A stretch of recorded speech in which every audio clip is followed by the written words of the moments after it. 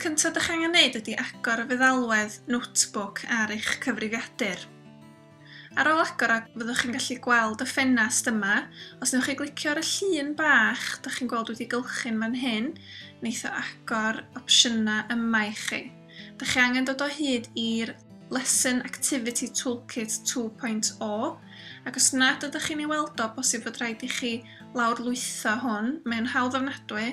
Dewch o hyd i'r twlsyn bach yma, ac yna clicio ar Check for Updates. Fydd hwn ar gael os nad ydy o gennych chi. Ar ôl cael hyd i Lesson Activity Toolkit, cliciwch arno fo, fyddwch chi'n gweld pethau fel Activities, Examples a Games. Os newch chi glicio ar Activities, wneith hwn agor yr opsiynau yma i chi. Cliciwch ar Anagram ac wedyn ar y saeth drws nesa i Interactive and Multimedia. Fyddwch chi'n gweld y lliwiau sydd ar gael i greu anagram. Dwi am greu un piws, so dwi'n clicio ar Purple Anagram ac ar y saeth llwyd ac yna ar Insert in Notebook. Ar ôl i'r gweithgaredd ddod i fewn i'r notebook, bydd yn edrych fel hyn.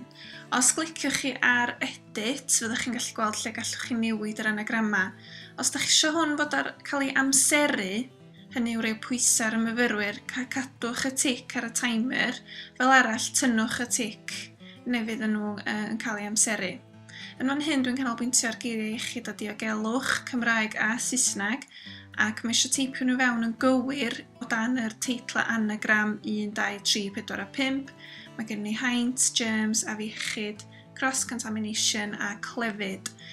Ac y cliw ydy iaith y gair, os ydy o'n air Cymraeg neu Saesneg, achos mae'n bosib rhoi llun i mewn i gynrychioli ystyr y gair, a dyna fyddai'n gwneud rwan.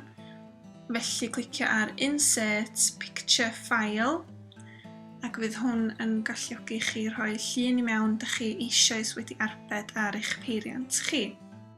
Ar ôl i chi ddewis eich llun, fydd yn dod i mewn i notebook yn fawr braidd.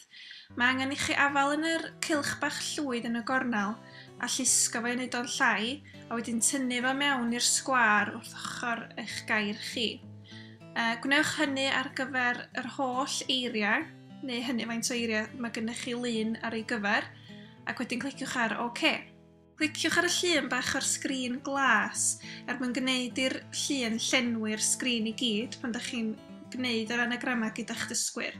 Cliciwch ar Start, ac yna mae'r dysgwyr yn gallu dod i fyny ac gweithio allan yr anagramau. Fel ydych chi'n gweld, mae'r rhaglen yn cymysgu'r llythrennau i fyny ar eich cyfar chi.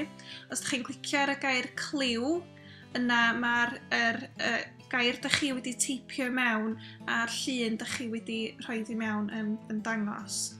A mae'r gwneud yn haws i'r dysgwyr gallu yna gweithio allan yr anagram. Da ni ar afiechyd yn fan hyn, mae'n cael ei weithio allan. Os oes gennych chi sgrin smart, mae'r dysgwyr yn gallu dod ymlaen a llusgo'r peli i'r lle cywir.